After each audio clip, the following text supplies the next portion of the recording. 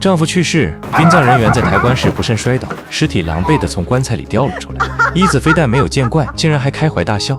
时间往回拨几天，一子站在病床边，死死盯着那一滴一滴滴进他血管的液体。这种新药注射一次150万日元，一滴5万。他心里默数，不是心疼钱，而是精准的计算。这个男人死的到底值不值？事情还要从很多年前说起。他们一家3口住在东京，丈夫、儿子，典型的双料巨婴，嘴张着等吃饭，屁股坐着等人伺候，家里的活从不碰，哪怕是一只袜子也要一子来洗。她不是妻子，是活着的家政机器人。她的劳累从来没有被看见，只有被当成理所当然的工具人存在。春天到了，丈夫在院子里种满花草，花开得繁盛热烈，但一子的内心早已干涸，花再多也没用。她在这个家里连一片叶子都不算。这时候核泄漏发生了，东京近郊一片恐慌。一子挤进超市，像其他主妇一样抢水抢米。回家后一边晾衣服，一边听着电视里辐射扩散的新闻，灾难在外，冷漠在内。儿子趴在沙发上打游戏，完全不当回事儿。丈夫也回了家，但两手空空，满脸严肃地看新闻，好像那能替他们解决吃饭的问题。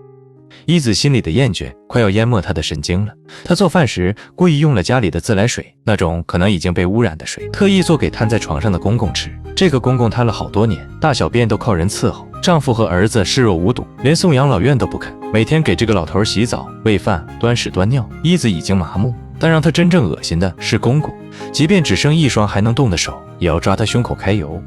这年头连废人都不肯放过别人，真是地狱太满，人间太挤。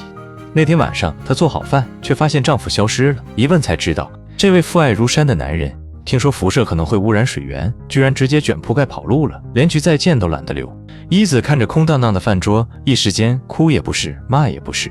接下来的几年，一子靠打零工供儿子读完大学。儿子去九州工作了，终于，一子以为自己熬出了头，结果有一天转角遇到鬼，丈夫像个幽灵一样出现在家门口。他老了，瘦了，背也驼了，但脸皮没变，依然厚。他开口就说：“我想回来给老爹上炷香。”一子震了一下，但还是让他进了门。香点完，他说不出一句像样的解释，只憋出一句：“老爹的事儿对不住了。”一子冷冷地把灵位塞到他手里：“你拿着，滚。”但他没有走，而是慢悠悠地放下灵位，来了句：“我得癌症了。”一子一时间没反应过来，随口说了句：“吃饭吗？”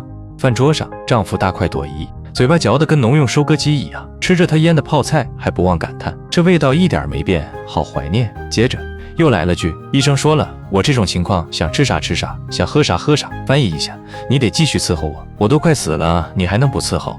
饭吃完，他理直气壮地宣布：“最后的日子我就住这儿了。”不是征求同意，是通知。一子没说话，转身去给他收拾床铺，然后走进厨房，拿起酒瓶，仰头灌了一口。他不是接受了这个现实，只是没力气拒绝。第二天，他早早起床，在院子里打理他那片枯山水。那是个没有水的假园里，白沙铺地，石头点缀，用木耙在沙地上划出水波纹。这种园艺形式从不讲究实用，它的意义是精神层面的秩序感。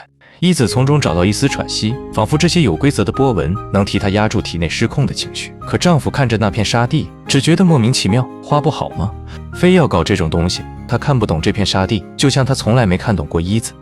家务回归日常，洗衣服时，一子看到他又把脏内裤、臭袜子一股脑丢进脏衣篓，瞬间反胃。而他呢，一边吃早餐，一边翻着报纸抖腿，仿佛这就是自己该享受的生活。一子出门后，丈夫终于开始实施他的病中寻宝计划。他在家里四处翻找，只差把地砖撬开，看看里面有没有藏金条。他想的是，既然没给老爹养老送终，好歹把遗产补回来。可找了个遍，一无所获。他的目光终于投向了神龛，准确说是那颗晶莹剔透的大水晶球。端详良久，最终不死心地放回原处。而此时的一子在超市收银台上继续遭罪，有个老头每天来捣乱，专挑好东西摔烂，再理直气壮要求打折。这一摔一砸，一子身上的潮热症就像定时炸弹一样炸开，心跳失控，全身不适，衣服能拧出水来。他只好躲到后场换衣服。清洁工每月看出他的不对劲，低声说：“现在最难受，男的不会懂的，去游泳吧，水能让你舒服点。”这句话一子记住了，可回到家迎接他的却是新的惊喜。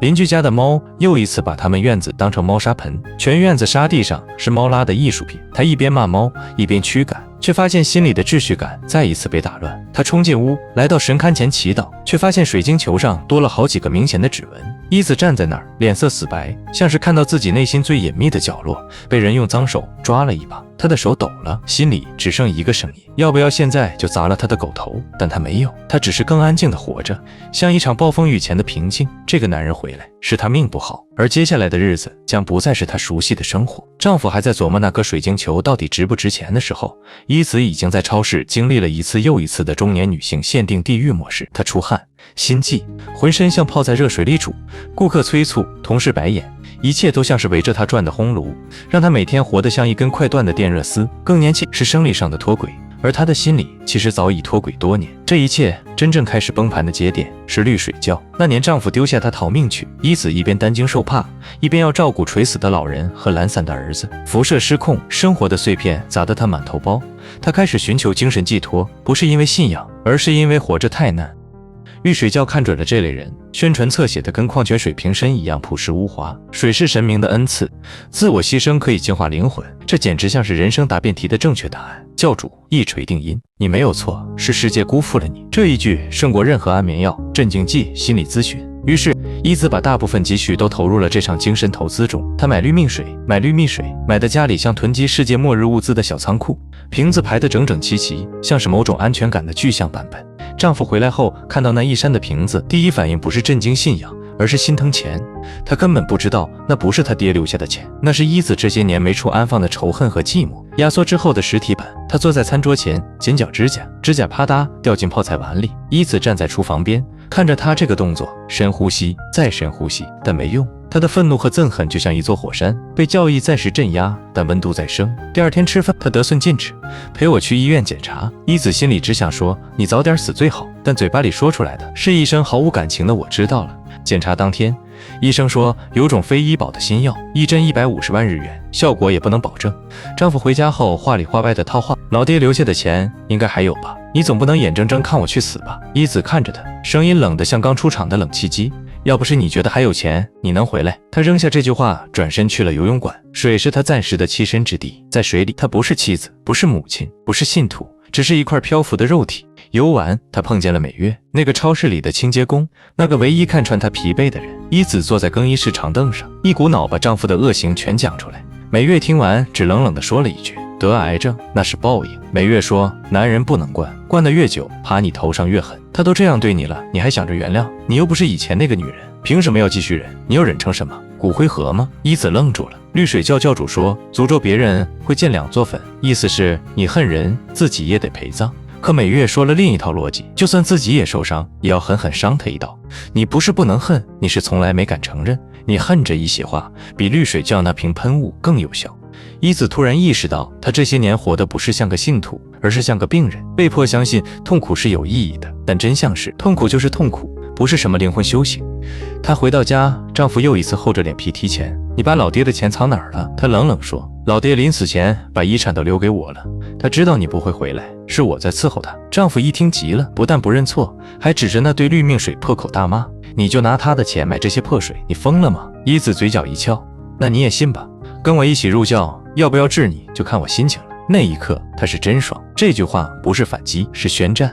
于是伊子正式开启了他的复仇模式。他在超市上班时，那个老头又来砸东西，要折扣，这回他没忍，冷眼一看，老头被他阴阳怪气的灰溜溜走了。她回家看见丈夫把枯山水踩得乱七八糟，是你踩的？丈夫结巴，是猫。当晚伊子悄悄拿丈夫的牙刷刷洗手池，又去厕所刷了一圈，然后放回原处。第二天早上，她看着他用那根牙刷刷牙，嘴角微扬。绿水窖搞了一次慈善活动，发免费绿蜜水给流浪汉。伊子带着一堆瓶子出现在现场，结果丈夫也不要脸的跟着来了，还真去领饭吃。她刚坐下，一个流浪汉盯着她说话，丈夫表情僵住，像是被看穿了。她跑去质问伊子，你宁愿帮流浪汉也不帮我，这些绿蜜水都是过期的，是你们清仓处理的吧？伊子抬起头，一句悠悠的，穷人得了癌症就是该死的吧？伊子看他难堪，又补了一刀，医药费我会出。她没意识到这不是救命，这是赎命。第二天，伊子带丈夫去了绿水窖总部，她在那里大言不惭，诉说自己的病情，众人纷纷鼓掌送祝福，然后全体跪拜祈祷。丈夫也勉强跪了，甚至跟着跳了2下教派舞蹈，动作笨拙的像一块地砖在旋转。仙药很快打上，1滴5万日元。一子在旁边冷冷地数着，1滴、2滴、3滴。他想，这一滴滴滴进他身体的，不是希望，是计时器，是他曾经逃跑、抛弃、背叛的利息。他年轻时逃避核污染，这次逃不掉了，而这才只是开始。那晚他又伸出了手，主席的动作，咸猪手的那种。他的眼神里没有感谢，只有理所当然。他忽然想起当年那个瘫在床上还想摸他胸口的老公公，父子俩是一个模子刻出来的，连病入膏肓都没能消去那点人性腐烂的腥味。儿子突然从九州回来了，还带了个女朋友。说实话，这个女朋友对一子来说简直是一份从天而降的炸弹。首先，年纪比儿子大6岁；其次，耳聋，只能说话，但听不到人说话。最关键的是，他们已经未婚同居了。这消息对一子来说，不只是难接受，而是对他掌控欲的一记精准狙击。他压根儿没准备好儿子会从他的轨道里脱离出去，更别说是带回个无法沟通的外人。他本能的排斥。更令人抓狂的是，朱美就是这个女朋友，用一种非常自然的态度和儿子打手语，在他面前谈笑风生，那感觉就像自己成了多余的空气。儿子还说，妈，带朱美去东京转转吧。一子强忍怒火，假装点头，心里已经炸成了盐糊。第二天，他如约带朱美去逛东京塔，边走边观察这个看不懂也听不懂的女孩，怎么看怎么不顺眼。结果朱美毫不示弱，回敬了一记，冷冷的反击，你儿子跟我说了，如果你敢逼我们分手，他会跟你断绝关系，永远不回来了。然后又补一刀，他说你脑子有病，你说什么我都不用当真。朱美说完，像没事人一样继续往前走。一子心里想着，我活了一辈子，连你也要踩我一脚。回家后他不甘心，把朱美直接拉进了绿水窖，让她看看什么叫信仰的力量。结果这操作直接让儿子暴跳如雷，你变成什么样子了？你看看你现在。然后一句带毒的真相被抛出来，爸爸当年离家不是因为核泄漏，是因为受不了你。这话砸得一子当场沉默。眼前这对父子，一个抛弃他，一个背叛他，活成了他最深的讽刺。朱美也不客气，我已经怀孕了，小拓会和我结婚。此刻一子的世界终于被彻底掀翻，她的牺牲，她的压抑，她的隐忍，全都在他们眼里变成了你是疯子，丈夫是负心汉，儿子是白眼狼，连外人都觉得她可笑。那天夜里，她没有祈祷，也没有喷绿蜜水，她只是默默走进自己的枯山水，在沙地上一圈一圈的划水纹。她知道没有水的波纹是她仅剩的秩序感。数日后，清洁工美月突发疾病，一子去医院看她。病房里，美月虚弱的笑，说自己没家人。最放心不下的是家里那2只小乌龟。一子说，我帮你照顾。可当他推开美月的家门，一股腐臭扑鼻而来，屋里堆满垃圾，像是废墟，而唯一干净的地方是供台，上面摆着2个灵位，丈夫和儿子的。美月的儿子死于大地震，从那以后，他的家变成了精神废墟，而生活也只剩了象征性的活着。一子那一刻终于明白，美月的余震从未停下，就像她自己也从未真正从核泄漏中恢复过来。丈夫的离家，儿子的冷漠，都是她心中无形的辐射，日复一日腐蚀着她。她和美月一起收拾垃圾屋，一起打扫那层厚重的绝望。等屋子恢复清爽，一子忽然觉得自己心里也透了点光。可丈夫那边已经进入了倒计时。某天，她在院子里看到一只螳螂，忽然想起流浪汉说的，看到螳螂是要遭报应。她吓得拿起水管想冲死它，结果自己脚一滑，摔了个四仰八叉。她摔倒那一刻，一子站在不远处，面无表情，既不靠近也不伸手。就这样，丈夫从癌症患者升级为瘫痪病人。绿水窖窖主又送来一瓶特别能量的绿蜜水，说能治病。这一次，一子毫不犹豫地拒绝了，这钱我1分不会花。病床前，丈夫喃喃问儿子，你妈什么时候把院子改成枯山水的？儿子答，你走那年，她冒着雨把院子里的花全拔光了，一边拔一边笑。丈夫愣住，想起那画面，那是一子第一次真正释放情绪的时刻，而他从没看懂过。葬礼这天，棺材翻了，尸体滚出来，一子站在人群中央大笑，笑声像炸裂的冰层，像多年压抑后的发疯。那不是狂喜，而是解脱。仪式结束，儿子也走了，彻底离开。一子一个人站在家中，脱下黑色丧服，里面是猩红的长裙，像火，像血，也像他内心重启的信号。他撑起一把红伞，走进雨里，在沙地上跳起弗拉明戈，雨水击打他的脸，他的脚步踏碎了那片原本静默的枯山水。那一刻，她不再需要宗教，不再靠绿蜜水，不再是那个被动活着的女人，她是与中独舞的人，她是幸存者，她是革命者。好了，今天的解说就到这儿了。如果你也曾在生活里感到压抑、愤怒、无声的溃散，希望一子的故事能给你一点启发。不必原谅，也可以报复；不必牺牲，也可以转身。你觉得一子的选择对吗？他最后的疯狂是醒悟还是堕落？欢迎在评论区聊聊你的想法，点个赞，留个言，支持一下这个还在风雨中蹦跶的黑色幽默频道。我们下期再见。